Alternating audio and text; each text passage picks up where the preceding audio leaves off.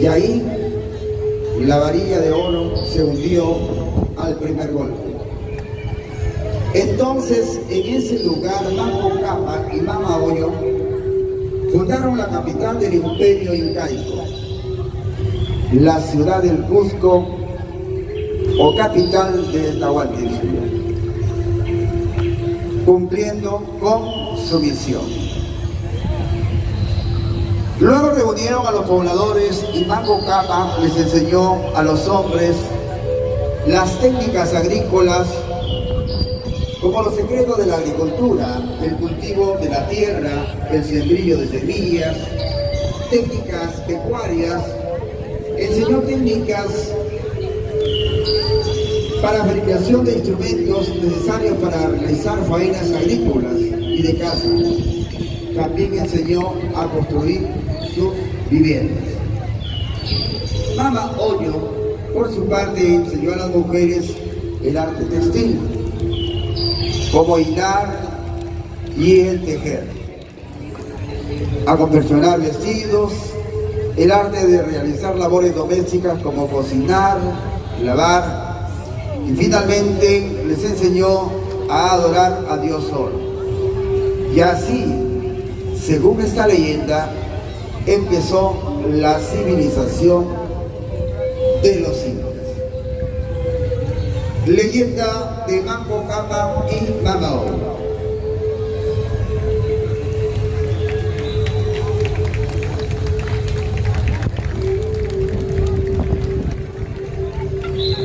Así como existe la leyenda de Manco Cápac y Mama Oyo, también existe otra leyenda que nos indica cómo se fundó el imperio incaico. Y entonces aparece la leyenda de los hermanos Aya.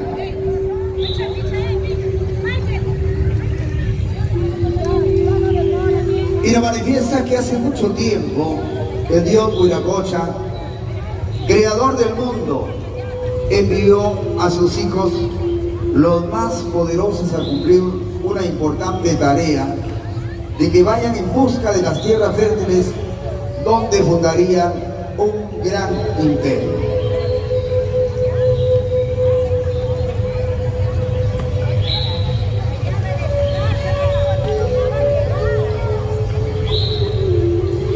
Es así como los hermanos Ayar empiezan esa tarea. Ayar Manco, Ayar Cachi, Ayar Uchu, Ayar Aucua, cada uno de ellos con sus esposas. Mama Oyo, Mama Cuna, Mama Rúa y Mama Huaco. Ellos salieron de la cueva de Capoctoco en el cerro Tamputoco, cerca al Cusco. Es así que los 4 hermanos salieron en busca de esas tierras. Ayar Manco era el de la más autoridad y al que Dios Huiracocha le entregó un cetro de oro, y donde se hundiese iba a ser la tierra donde fundaría el imperio. Ayar Cachi era el más dominante y belicoso de los hijos de Huiracocha, y los hermanos recelosos planearon deshacerse de él y le pidieron regresar con engaños a la cueva,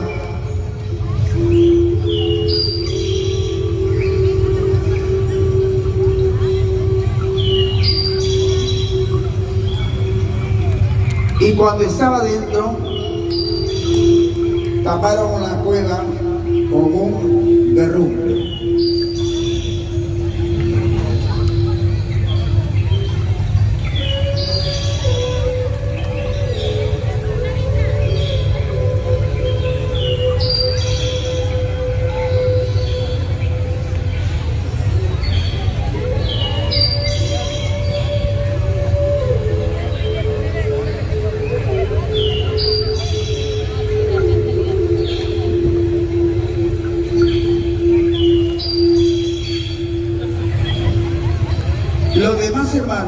siguieron su camino, donde llegaron al monte de Guanacaute, donde encontraron a un ídolo de piedra, Ayar Ucho. Saltó a la espalda de ese y como castigo se quedó convertido en piedra.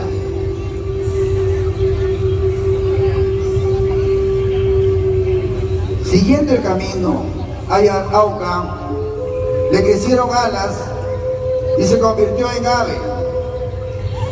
Se fue volando al cerro de Ancamana y también se quedó convertido en piedra.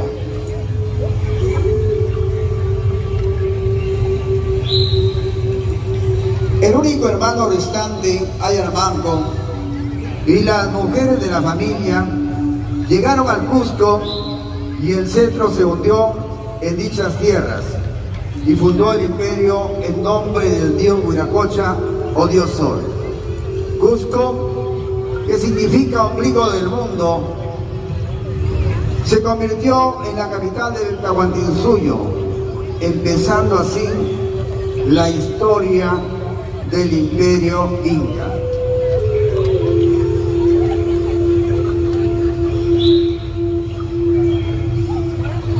Segmentos escénicos de la leyenda de los hermanos Aya. Fuerte el aplauso para los niños de la institución educativa 8375 José Sevilla Escajadilla.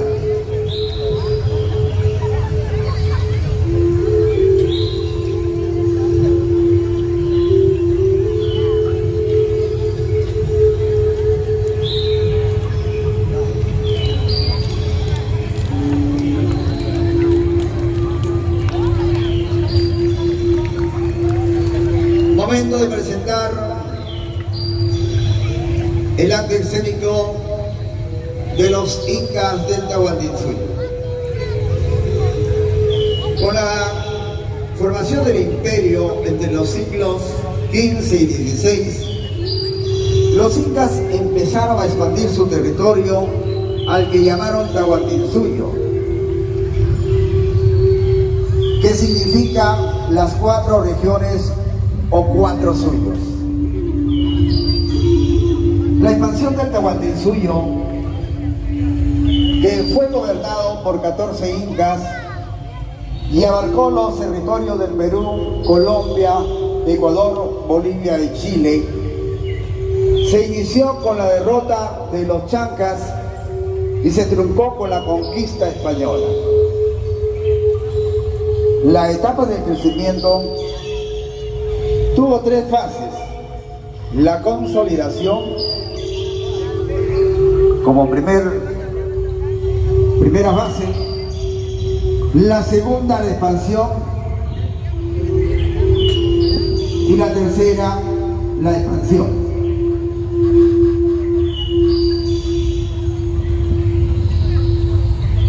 La consolidación se dio en los gobiernos de Sinchirroca y Yoque Yopanqui, quienes establecieron alianzas con las sociedades contiguas al Cusco para trabajar en conjunto y así seguir creciendo.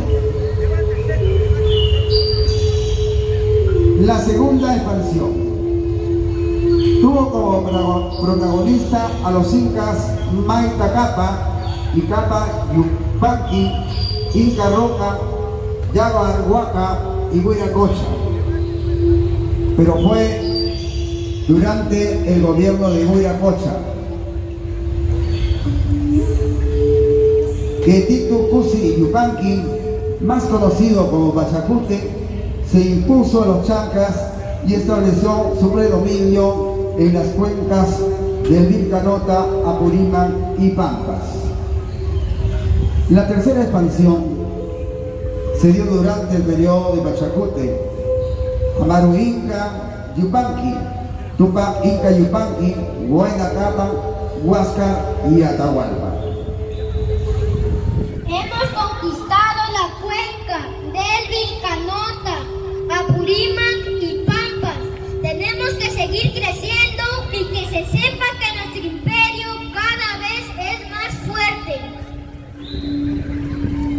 Cada inca que gobernó el Tahuantinsuyo trabajó para que el imperio crezca, pero lo que ninguno de ellos imaginó fue que la guerra por el poder desatada entre los hermanos Huáscar y Atahualpa sería la causante de la caída de los 4 suyos. Así lo relata la historia y los cronistas referente a los incas del Tahuantinsuyo. Fuerte el aplauso para poderlo despedir a los niños.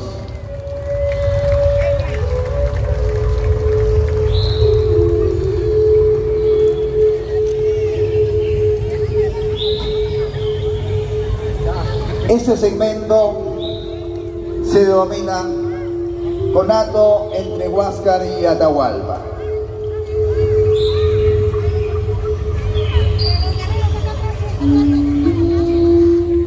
La guerra civil incaica o guerra de sucesión incaica se origina a raíz de la muerte de Huayna Cápac, padre de Huáscar y Atahualpa.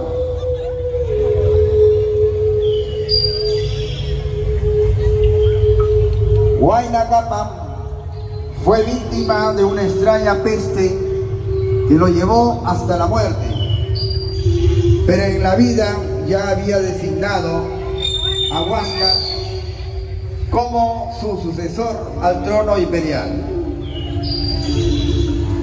Atahualpa, que también aspiraba a ser gobernante del Tahuantinsuyo, no aceptó dicha decisión. A la muerte de Huayna Cápac, Atahualpa envió una embajada a los funerales, mas él no asistió. Huáscar, encolerizado porque su hermano no había acompañado los restos de su padre y tampoco había acudido a rendirle homenaje, castigó con la muerte a la embajada que Atahualpa le había enviado.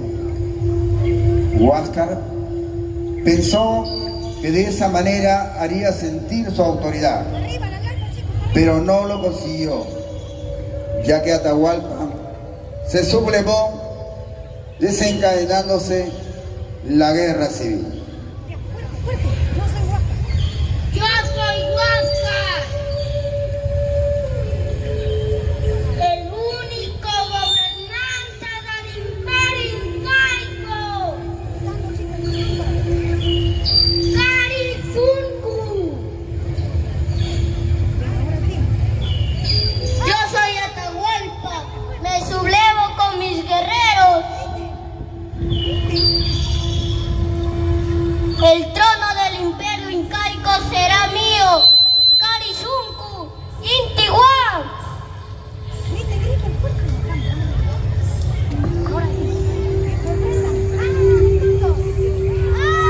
La guerra civil entre Huáscar y Atahualpa marca la decadencia del imperio incaico. Atahualpa derrotó al ejército de Huáscar en la batalla de Quipay, Pampa. Pero no le duró mucho tiempo el trono imperial a Atahualpa, pues justo hicieron su aparición los españoles, quienes vinieron en busca de nuestras riquezas. Conato entre Huáscar y Atahualpa.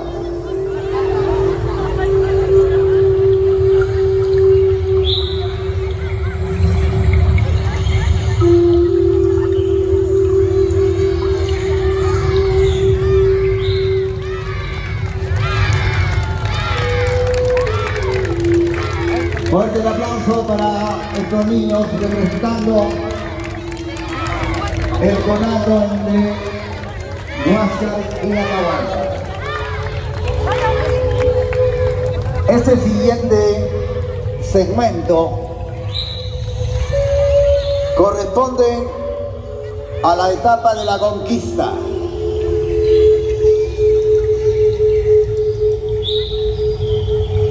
denominado Llegada de los Españoles al Perú. Y la historia relata que en el año de 1532 los conquistadores españoles llegaron al territorio del Perú cuando empezaron a colonizar el país. Su cultura y su influencia se apareció por toda la nación.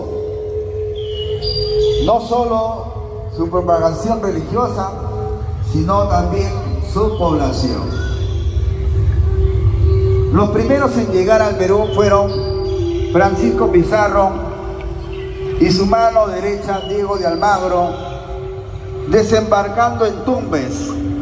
Al explorar la ciudad, descubrieron la presencia de abundante plata y oro.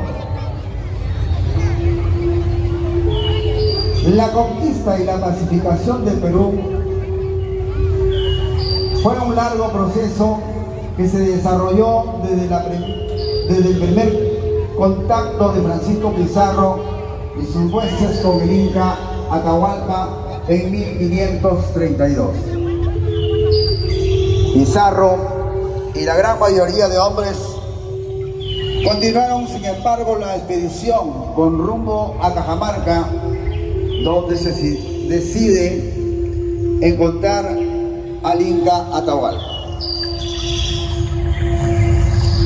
Pizarro, con un centenar de soldados españoles y 40 caballos, ocupó Cajamarca y capturó al Inca Atahualpa en el mes de noviembre del año de 1532.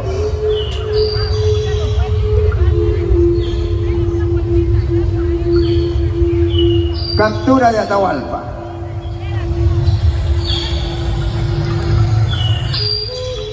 Atahualpa, desde sus aposentos cerca de Cajamarca, celebraba sus contundentes triunfos de sus tropas en la guerra contra su hermano Huáscar, considerándose invencible aquellos días de noviembre de 1532. Permitió que unos extranjeros barbudos que llegaron por las costas de Tumbes ingresaran a la Sierra Norte y se entrevistaran con él. Eran los españoles.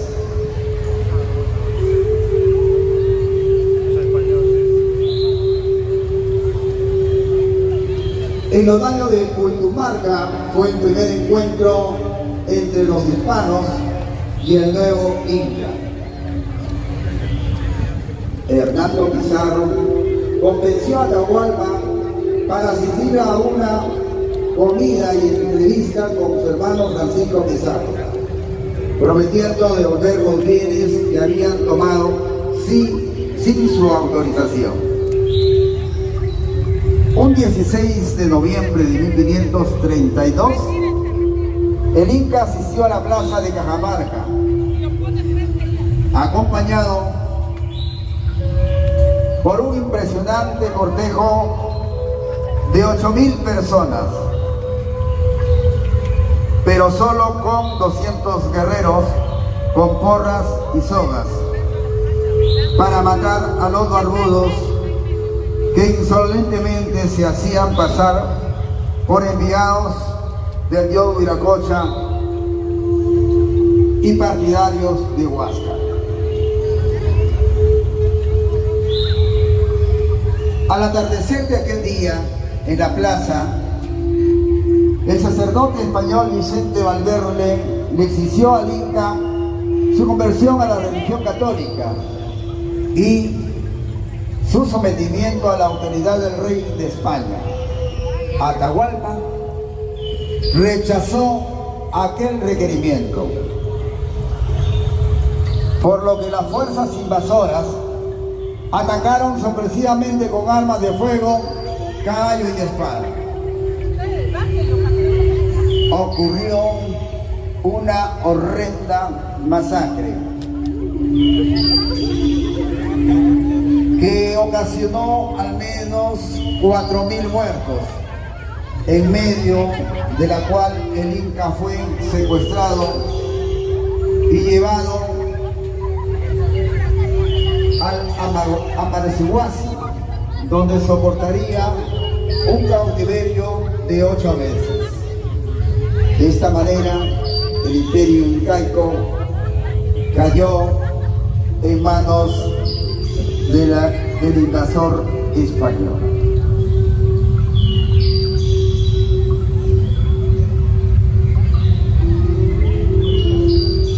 Relatos importantes, escenas que precisan pues la captura del Inca Atahualpa.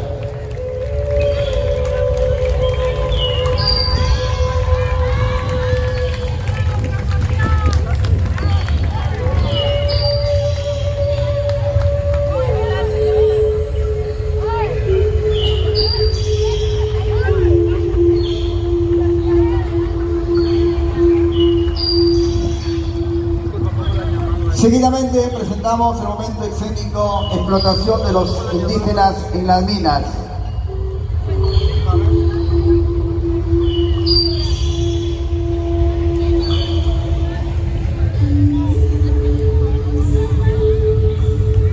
Los españoles eran muy violentos y los obligaron a los indios a trabajar en las minas sin descansar. Los indios en el campo cosechaban frutas para poder comer y mandar comida a los que estaban en las minas. Algunos morían, por ejemplo, los chicos. Las madres los cubrían para que los españoles no lo golpearan. La explotación indígena en las minas tiene su origen en la voluntad del dominio y control del territorio y de los pobladores andinos por los españoles. El trabajo en las minas adopta asimismo múltiples formas de abuso: el castigo físico, el robo, la explotación laboral, la violación sexual, los insultos verbales, entre otras.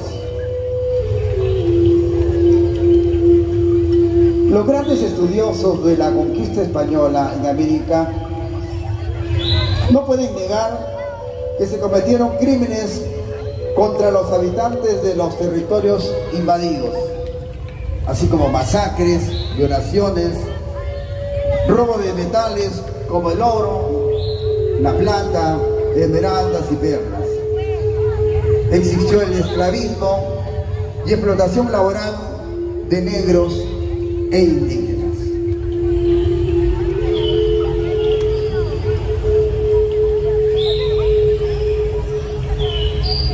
Escenas que relatan pasajes importantes de nuestra historia.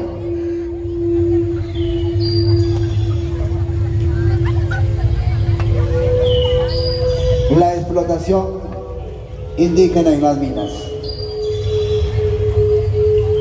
Fuerte los aplausos para la institución educativa 8374 José Sevilla Cajarillo, participando en este pasacalle patriótico en el centenario segundo de independencia nacional.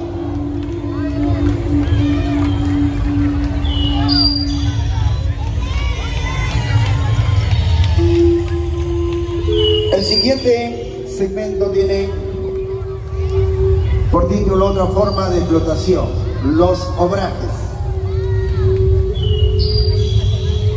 Y los obrajes fueron centros textiles dedicados a la fabricación de tejidos de algodón, cabuya, lana y la manufactura de sombreros, costales, ponchos, frazadas, bayetas y alpargatas. ¿Cómo trabajaban los indígenas en los obrajes? Pueden ustedes público presente a apreciar estos momentos escénicos, estampas que reflejan la forma de explotación, los obrajes. En esas pequeñas industrias, los indígenas fabricaban productos textiles y eran manejados bajo la supervisión de los españoles, que casi siempre estaban acompañados de un látigo para monitorear el trabajo. Los vitayos trabajaban sentados en el suelo y sobre un tronco, al cual algunas veces estaban encadenados para que no puedan escapar. El reglamento prohibía conversar y reír. Solamente debían trabajar para entregar a fin de cada semana cierta cantidad de telas. Su condición era realmente de verdadera esclavitud. Recibía un escaso salario o en algunos casos casi nada. Las telas producidas eran empleadas por la gente de la clase media, los mestizos y los indios, incluso se exportaban a España y otros lugares. Cada establecimiento fijaba sus propias reglas y condiciones laborales, algunas de las cuales constituían brutales abusos contra los trabajadores, lo que motivaba la fuga de ellos, ya que los sometían a largas horas de trabajo. En casos extremos, la enfermedad y la muerte acechaba en ellos.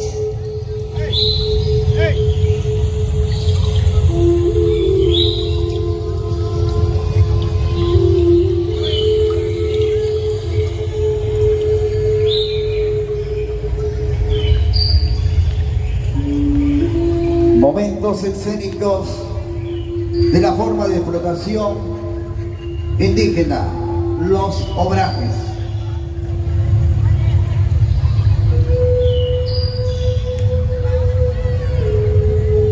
Un agradecimiento especial a los padres de familia de cada uno de los estudiantes de la institución educativa 8374, quienes con su aporte valioso y el apoyo a cada uno de sus maestros ha hecho posible la realización de este bonito pasacalle. Muchísimas gracias, señores padres de familia. Gracias, maestros de la institución educativa 8374. Y para ello se necesita siempre tener una persona que lidere este tipo de eventos y este tipo de trabajos.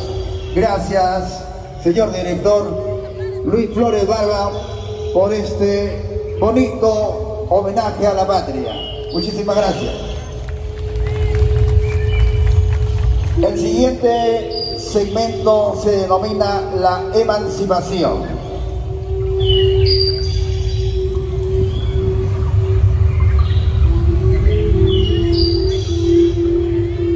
Y vamos a relatar un poco para conocimiento del público qué nos quiere decir emancipación. Llamamos emancipación del Perú al periodo que abarca desde las rebeliones indígenas anticoloniales del siglo XVIII hasta las rebeliones criollas de principios del siglo XIX. Fueron años de constantes luchas y frecuentes estallidos de levantamientos armados contra la dominación española en nuestro país, que, como ya sabemos, éramos gobernados por las autoridades que explotaban a nuestros hermanos indígenas. Entre dichas autoridades tenemos a los virreyes, los abusivos corregidores, reemplazados después por los intendentes, pero la situación no cambiaba. Es así como se producen las sublevaciones y batallas, las cuales contribuyeron finalmente, luego de tanto derramamiento de sangre, a tener un país libre, soberano. Entre dichos personajes podemos mencionar a Tupac Amaru II, José Olaya, María Parado de Bellido.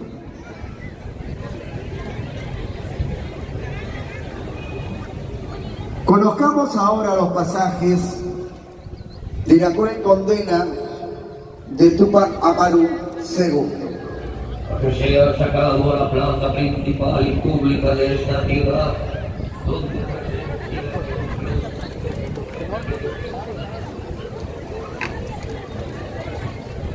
querrán matarlo, no podrán matarlo. Una frase que ha quedado siempre en nuestra memoria.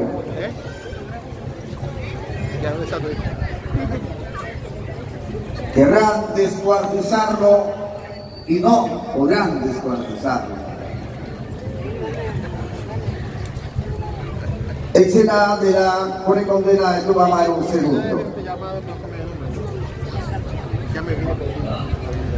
condenar y condeno a José Gabriel Tupac Amaru a que sea sacado a la plaza principal y pública de esta ciudad, donde presencia la ejecución de su mujer, Micaela Bastidas, sus hijos, Hipólito y Fernando Tupac Amaru, su tío Francisco, su cuñado Antonio Bastidas y algunos de los principales capitanes de su inicua y perversa intención.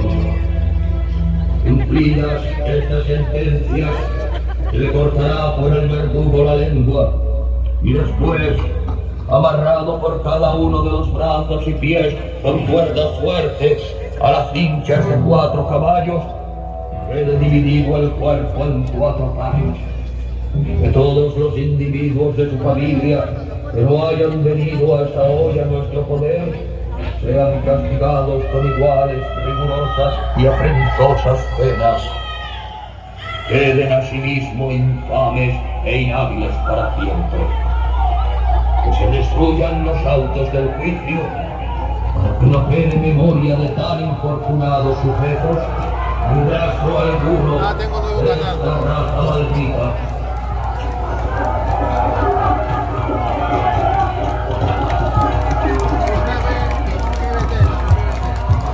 Coronarán con sangre su cabeza,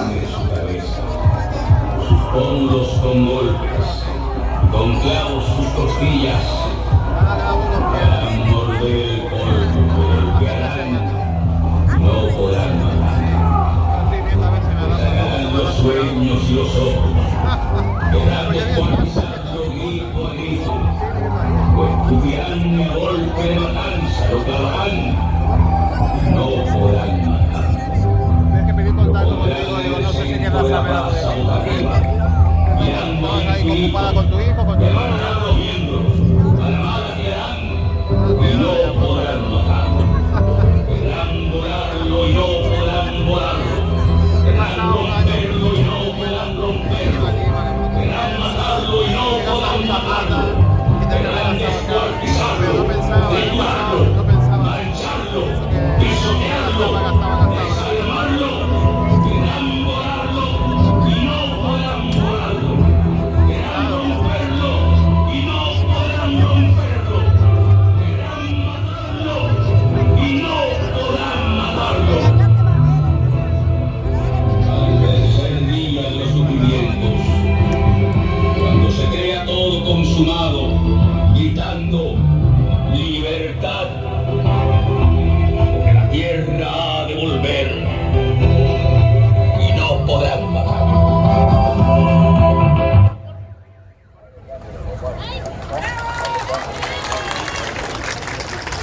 un tema de Alejandro Romaldo, y decía: coronarán con sangre su cabeza. sus pómulos con golpes y con clavos sus costillas. Le harán morder el polvo, lo golpearán y no podrán matarlo. A continuación, acto escénico de María Parado de Bellido.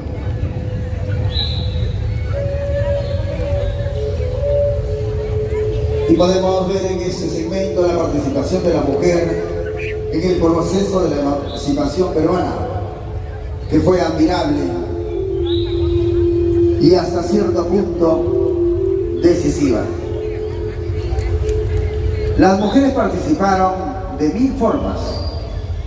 Unas sirvieron como eficaces portadoras de informaciones, otras participaron en la elaboración cotidiana de los alimentos para la tropa o en la preparación de uniformes y diversos vestidos para los soldados. Fueron muchas las mujeres que participaban al lado, ya sea de sus hermanos, padres, de sus hijos.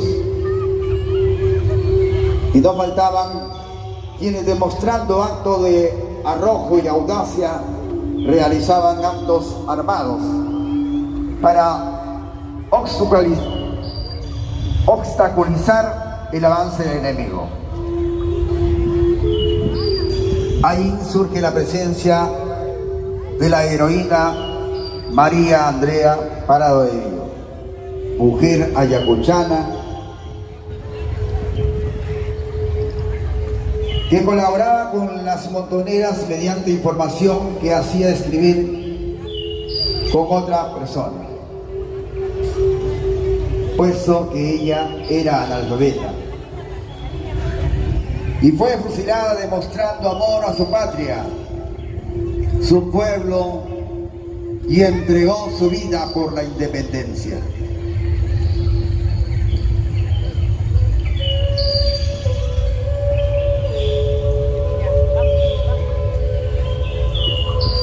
Distinguidos pobladores de Huamanga, los he convocado hoy para hacer un juicio contra doña María Parado de Bellido, porque se le ha encontrado indicios de alta traición ante la ley de Dios. Soldado, traiga a la prisionera. A la orden, mi general.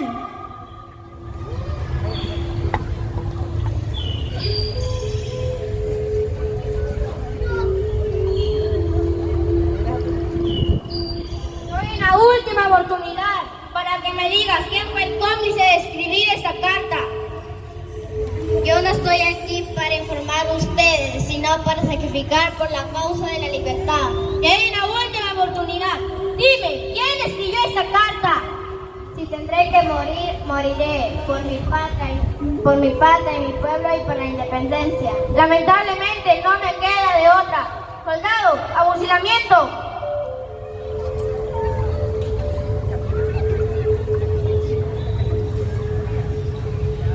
Hija mía, ¿tienes algo que decir? Dios mío, cuida a mis hijas que se quedarán huérfanas. Que Dios te acompañe. Soldado, prepare. Apunte. ¡Fuego! Muchas gracias. De esa manera se pudo apreciar el acto escénico del fusilamiento de María Parado de Bellido.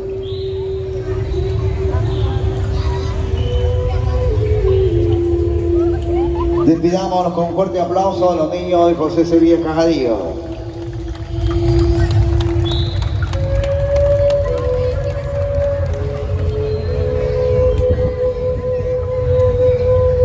Acto escénico para presenciar también el fusilamiento de José Silverio Olaya Balandra. José Olaya Balandra fue un mártir en la lucha por la independencia del Perú. Pescador de oficio, Se ofreció como un emisario secreto entre el gobierno independiente, refugiado en los castillos del Callao y los patriotas de Lima, ciudad ocupada entonces por los realistas. Fue descubierto, apresado y sometido a tormento para que revelara los nombres de los patriotas implicados en las masivas, pero permaneció siempre callado. Fue fusilado y antes torturado. Sus célebres palabras, que demuestran el gran amor que sentía por su patria, fueron las siguientes: si 1000 vidas tuviera, gustoso las daría por mi patria. Palabras de José Olaya Balandra.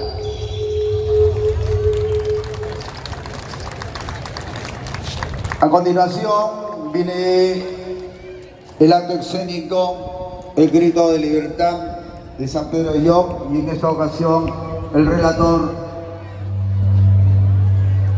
es el profesor Wilfredo Zapata. Gracias, profesor. Grito de libertad de San Pedro de Llop. Allá por los años de 1820, los pueblos de nuestro país ya vivían con aires de libertad. En esos tiempos, don José de San Martín necesitaba de personas que despertasen el espíritu del pueblo peruano y ayuden al ejército libertador a cumplir con su cometido, la libertad. Es así como don José Andrés Razuri, joven militar sanpedrano, al enterarse de la necesidad de San Martín, viaja a la ciudad de Huaraz para ponerse a la orden de él.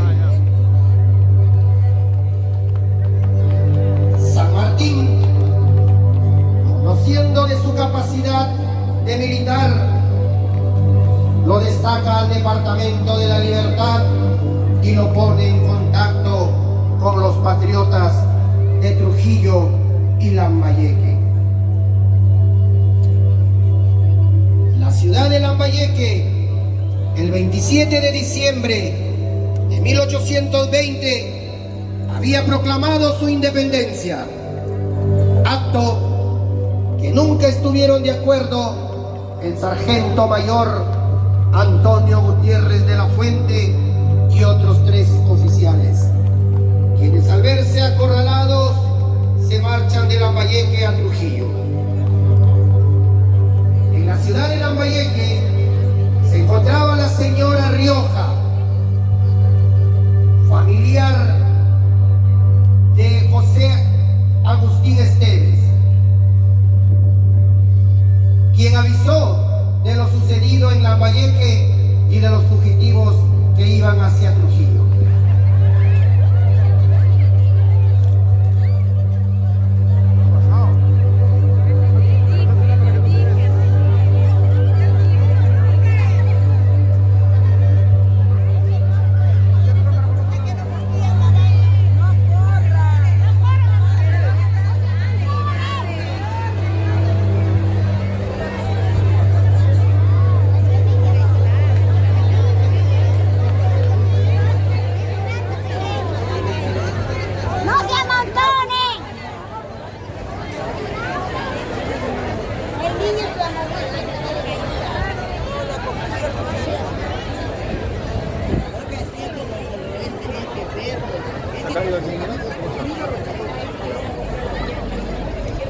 ¿No tienes tu voto o no?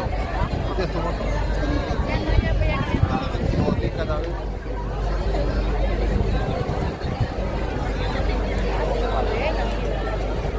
Sí, pues yo me quedé un canal nuevo de video. Y la voz.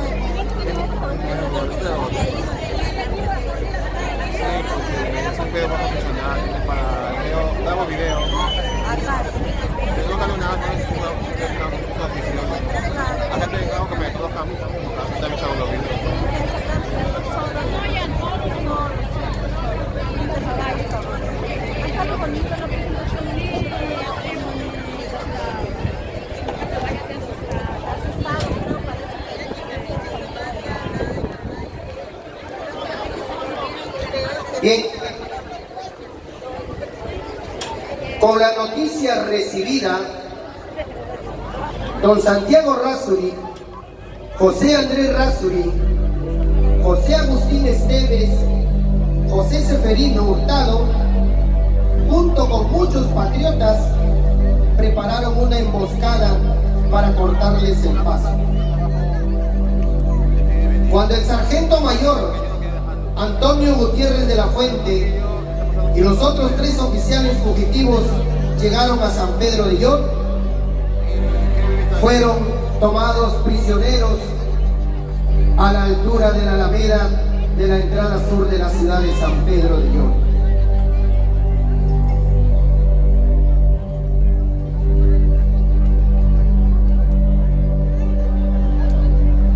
Con este gran logro, don José Seferino Hurtado procedió a ejecutar el acto de proclamación de la independencia de San Pedro de Llor.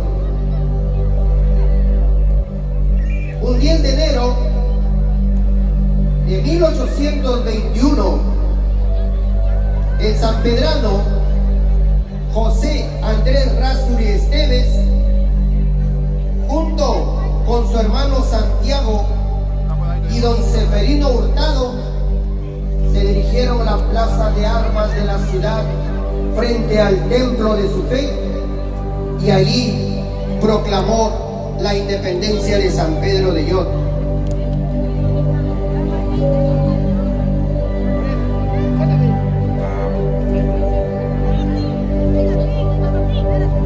De esta manera sellaron el grito libertario de todo un pueblo que lo aclamaba.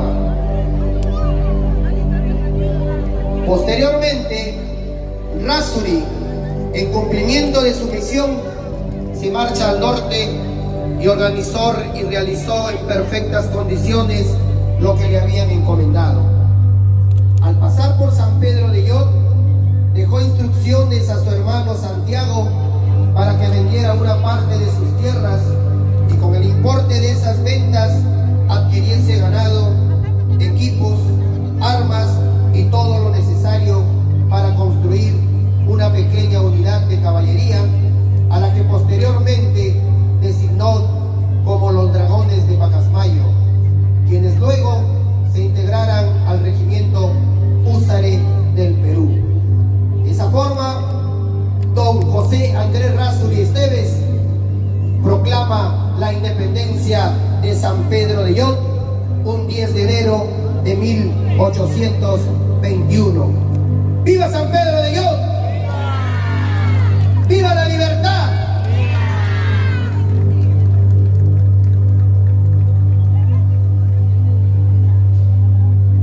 Proclamación de la independencia del Perú.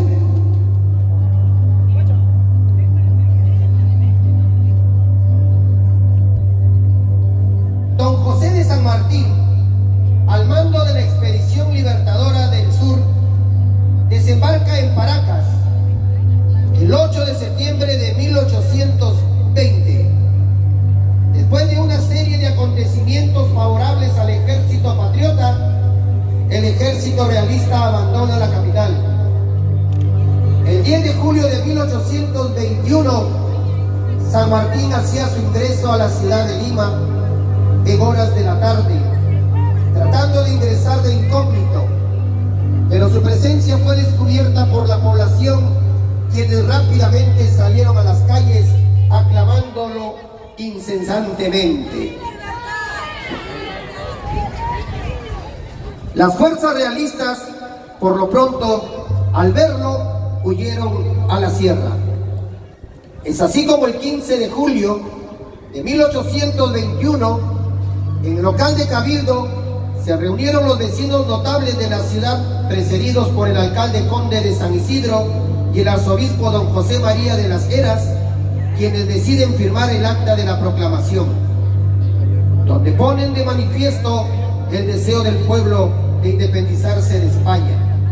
Manuel Pérez de Tudela, letrado arequipeño, redactó el acta de la independencia.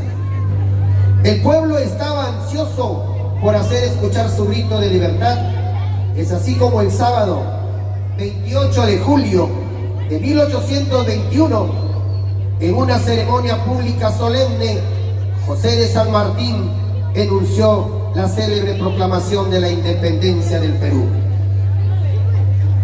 El libertador, don José de San Martín, junto con su comitiva, hace su ingreso a la Plaza Mayor de Lima y se dirige al estrado preparado para la ocasión, con una bandera peruana en la mano. Ya arriba, en el estrado, pronunció las siguientes palabras: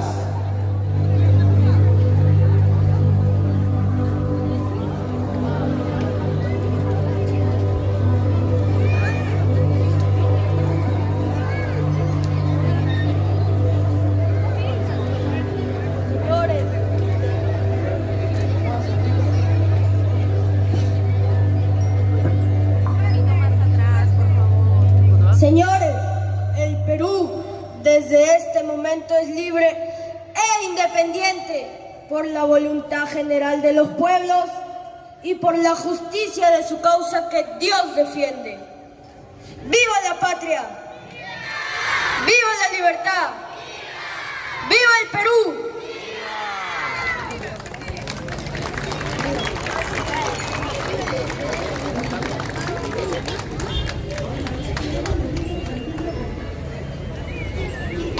El libertador después hizo lo mismo en la plazuela de la Merced y luego frente al convento de los Descalzos.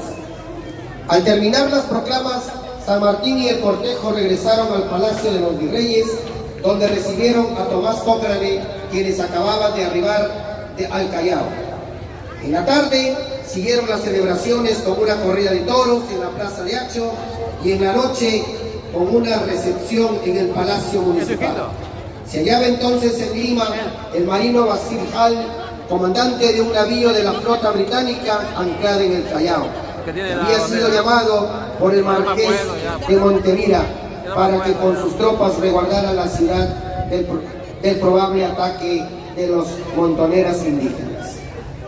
Es así como don José de San Martín proclama la independencia con su corriente libertadora del sur, habiendo conocido también posteriormente que por el norte se encontraba don Simón Bolívar, viniendo también libertando a algunos pueblos.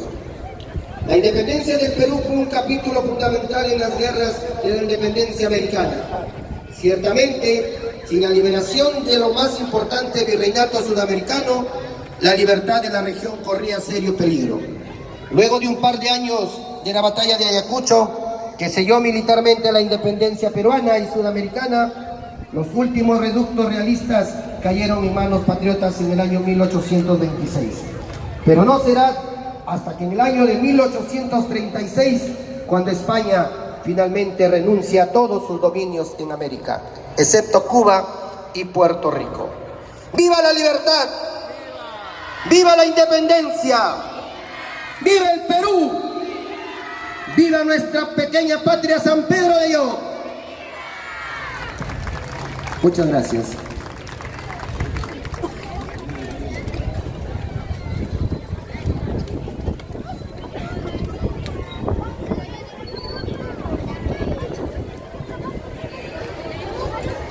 A continuación presentamos los símbolos patrios.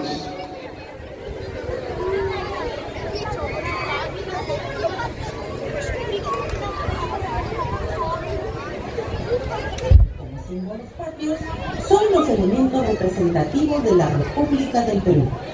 Son reconocidos y utilizados tanto a nivel nacional como internacional.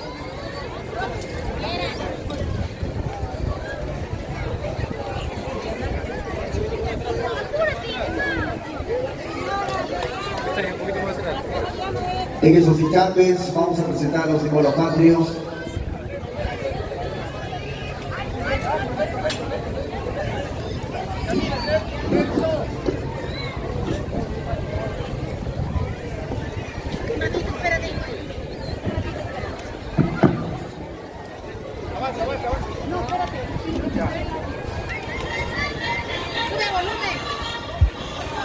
Presentamos los símbolos patrios del Perú. Los símbolos de la patria, también conocidos como símbolos patrios, son los elementos representativos de la República del Perú. Son reconocidos y utilizados tanto a nivel nacional como internacional para representar a la nación peruana y a sus habitantes.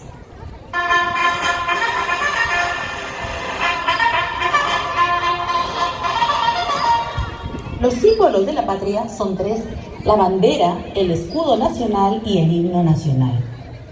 La bandera de Perú es un paño rectangular formado por tres bandas verticales de igual ancho, de color rojo en los laterales y de blanco en el centro.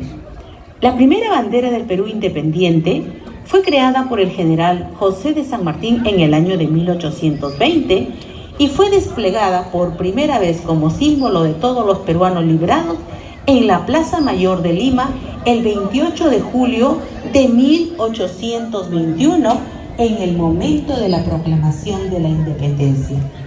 El diseño de esta primera bandera era distinto al actual, y de ella solo se han mantenido sus colores rojo y blanco.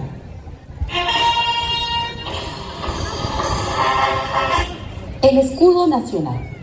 El escudo del Perú es el símbolo heráldico oficial del Perú, el cual es empleado por el Estado peruano y las demás instituciones públicas del país. En su actual versión fue aprobado por el Congreso Constituyente de 1825 y ratificado el 31 de marzo de 1950.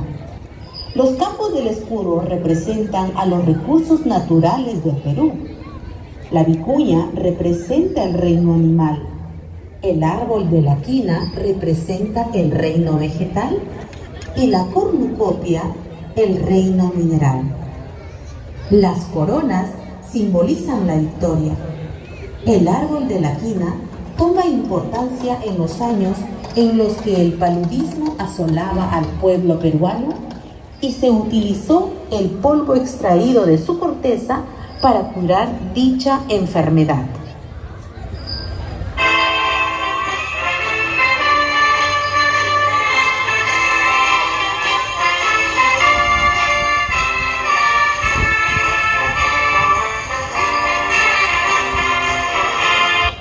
El himno nacional.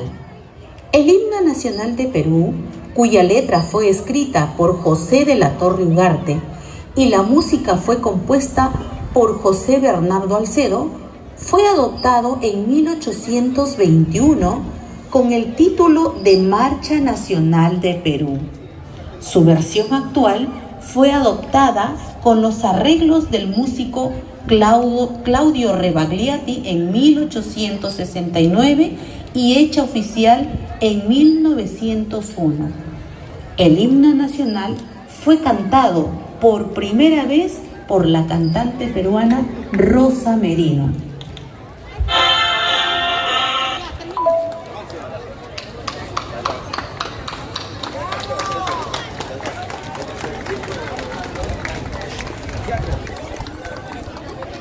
Seguidamente tiene la marinera para cerrar este hermoso pasacalle patriótico. Ok, gracias. Tenemos varios bailes, uno de ellos es la marinera.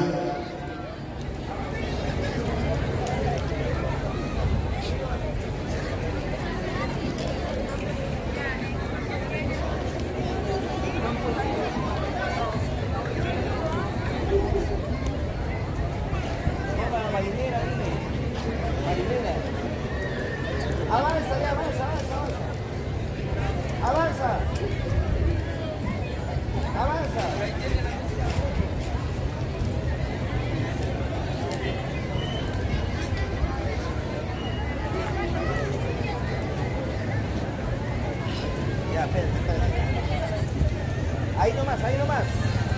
Dile que ahí nomás, ahí nomás.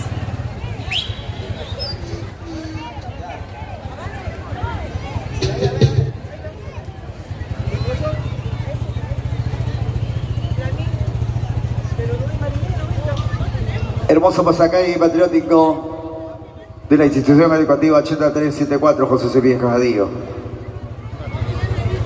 En este ducentenario segundo de independencia nacional. Ponle la música, maestro, ponle la música. Avancemos, ponle la música. Un reconocimiento especial a la plana jerárquica docente de la institución 8374 José Cepillas Castillo. Ponle, Carla. Y con estas hermosas danzas estamos dando por concluido este hermoso pasacalle.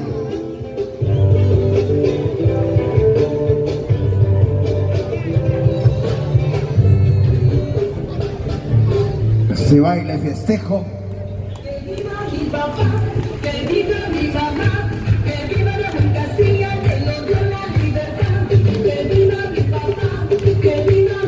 Luego de este pasacalle tendremos un hermoso concurso de danzas.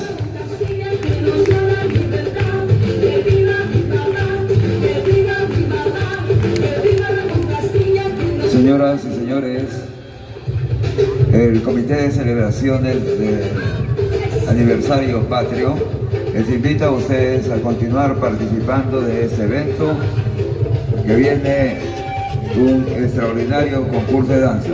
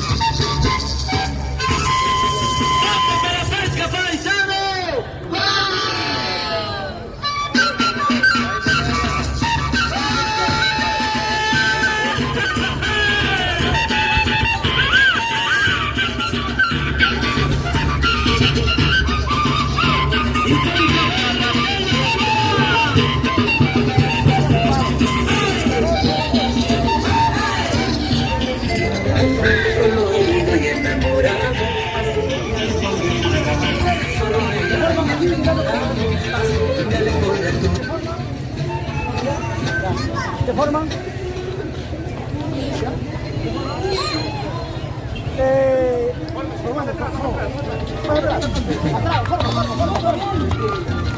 Producción Arsas.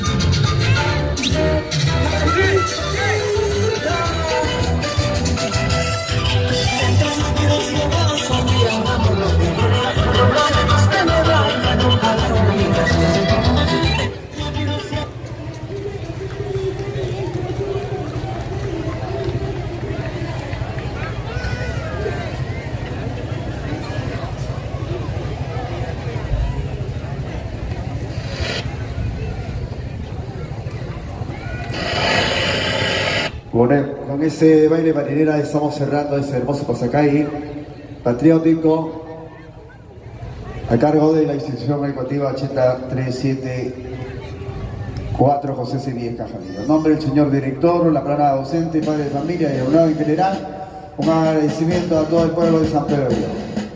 Muy buenas tardes.